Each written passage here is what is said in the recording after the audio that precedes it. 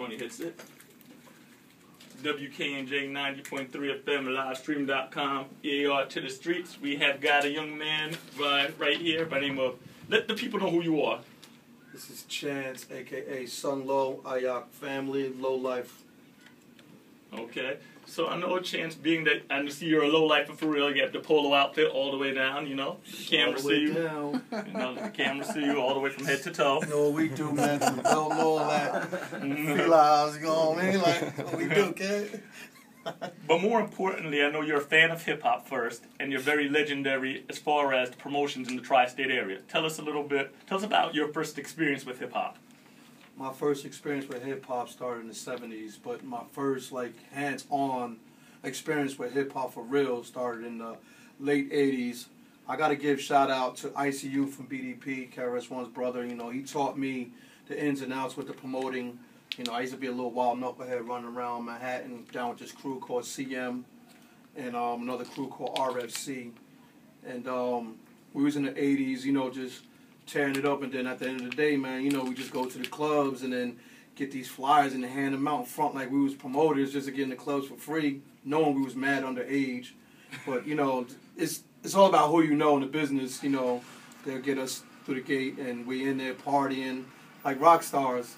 And, you know, next thing you know, it's like 4 o'clock in the morning, kids got to go to school. So tell us about the hands that you played as far as in Lyricist Lounge. I know you were instrumental. The legendary Lyricist Lounge, yes. Shout outs to Anthony Marshall, Danny Castro, Wise Dread, and my brother Blue Davis. Well, put it like this, they brought me in and as a promoter.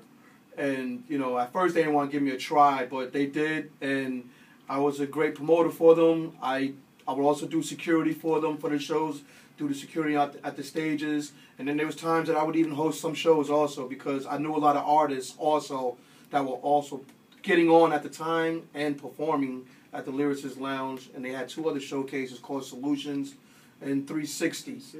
And we went up in there and for years we just did it, man. Dropped 2 albums off of that, did a few tours off of that. And you know, I forever thank them for that. You know what I mean? That was a big, big part of my life. That was a loop, like that thing just consumed me with so many different new artists that now I still have great relationships with them to this day. So what artists, I know like you were and also what is the low life, what are the low lifers? Many people confuse you guys as a gang. What is it exactly? Alright. The original 88s, the original Low Lives, it was 2 crews that came together from out of Brooklyn. St. John's of Utica, Marcus Garvey Projects. And it just so happened that I'm just into rock and low because of CM and RFC. RFC, they had a crew, you know, which was under the name Ralphie's Forgotten Children, but that was just one name for it. But we was always into rock and low. Some of the RFC cats were cool with the Low Lives, so it was always kind of like hand in hand. Then an artist became serious and started like take his career a little bit further by the name of Vic Lowe, and he called himself Thurston Howell III. Shout out to Thurston Howell III. Yes. Me and Thurston Howell III, we were always together, and real recognized real, so I threw him down with my crew, Ayak family. He threw me down to Low Lives and then eventually emerged. But the Low Lives is not a gang. It's just a band of brotherhood that's all about respect, love, and loyalty. Love and loyalty is the first thing, the 2 L's. And with Thurston performing at the Lyricist Lounge, which also represents the 2 L's as well, you know, kind of went hand in hand. And not only that, Anthony Marshall, you know, he was always rolling with Ziggy because I believe one of the guys, Prance Lowe, I think they're cousins. So it was just always something that was around. Like, we grew up together and, you know, I supported it. But I also have my family as well, which is Ayak, you know, family. And that comes from CM. And CM and RSC together makes Ayak. So we're not a gang. We're just a lifestyle movement, basically. That's all I can really put it together in one sum, like a lifestyle movement of brothers and sisters as well, and children. So do you also do promotions still like in clubs in Jersey or just in New York, or what are you do? And again, as I say this, because a lot of times when people think of the hip hop parties, 9 times out of 10, it's mostly dudes up in there. You're gonna notice the few chicks. Now, at these other parts you do, it's more equal, it's more a balance. The other parts you do. All right, this is the difference. If I do a hip-hop showcase, if I promote something of that sort, you know, of course you're going to have more dudes that really want to be entertained and might possibly try to seek a way to get on or just to network. There's females there, of course there is, you know, cute ones too, like, you know. Mm-hmm. But when I do parties, when I promote parties, it's a little, I'm looking for more of the females, like, you understand where I'm coming from? Because people, they destroyed hip-hop in a way, in a sense like this.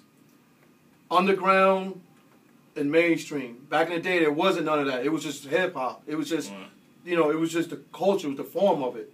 Now, through the 90s, you know, certain things started to transpire and people started to get more money off of it and started to become marketed a different way. Now you start to get this underground sound and it stuck to that only. Then you started to get more like the bottle popping and the dressier type of appearances, and people wanted to live a better lifestyle. If you look at it, hip-hop always wanted to be in a better lifestyle, but now it started to really make the money to live a better lifestyle, and people started to, like, steer to that, you know, that side. When I do the underground shows, I keep the underground with me, of course. But when I do the parties, I try to bring the underground heads to come and check it out, you know, like, you know, experience it. Because we was always in the underground, always, you know. But now, like, the party scene is just like, you know, I just try to have a good time. That's all I look for. You know, I just try to make a good time. And also, there's a time and place for everything. There is a time and place for everything. No grown man should be in Tim's and a hoodie 24/7. No.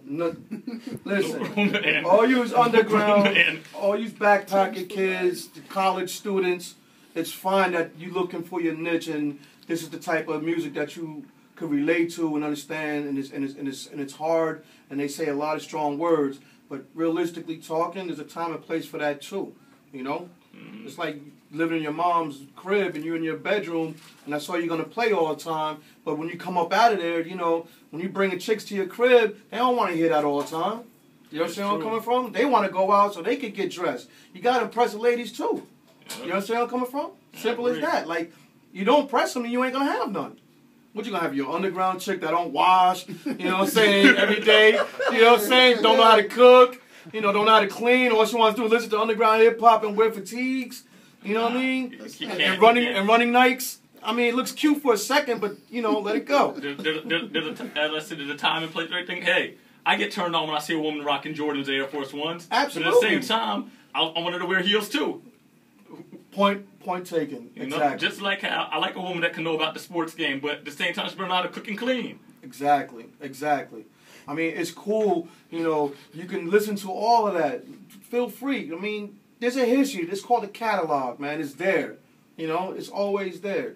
You don't have to not accept mainstream hip hop, or you don't have to not accept like them down south cats that's getting all the money now. You don't have to, but sometimes you go to a party, that's what's going to be playing, and that's what's bringing women that try to have a career, and it's possible you can make one of them women yours, you know, and people with money that want to invest. You know where I'm coming from? Agreed. And get your underground label off the ground. Well said. Point taken. Do you have any other parts you're going to be promoting in the future? Anything new? Absolutely. And another thing, if y'all can ever start to bring some more of these underground shows out to like Jersey and to the suburbs. Well, you know, I used to host this open mic out here with Life Ironic, and Life Ironic. If he's interested, Life, if you're interested, we can come back and do another showcase. And I don't mind an open mic. You know, Paul Turner. You know, I used to do open mic shows with him as well. I love to do that here in Jersey again. Yes. I was also doing promotion for a jazz poetry night here in Elizabeth. Elizabeth just wasn't ready for it yet, and John Robinson was my host.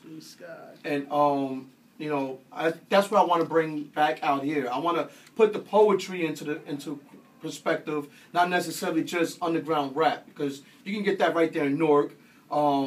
Anywhere nowadays. Yeah, exactly. Plainfield, New Brunswick, of course. But as far as like promoting like underground hip hop shows here in Jersey, it doesn't give me an outlet for it right away. I'm just still searching for something, you know, to get into, because I could put a million ideas on the table, but everybody just won't grab it. You know where I'm coming from? But as far as promoting parties in the city and shows in the city, always, man. You know, we got a ton of artists that's always rocking, bro. ton of artists. You know, shout out to Prop and Non. You always hitting me up trying to get me to promote a show with so many artists. So I'm eventually going to take advantage of it, and we're going to do it. And I'm going to come back up here. I'm going to promote it on this station. Thank you. Again, Chance, thank you for coming through and blessing the mic. Legendary promoter from New Jersey, Chance Low Life. Shout outs to the whole Low Life crew. Shout outs to Twiz moving back into my house. Yo, shout outs to John Robinson, Kush, Twiz. Yep, Air to the Streets every Monday night, 9 p.m. to midnight. Livestream.com/AR to the Streets. 2 L's, baby.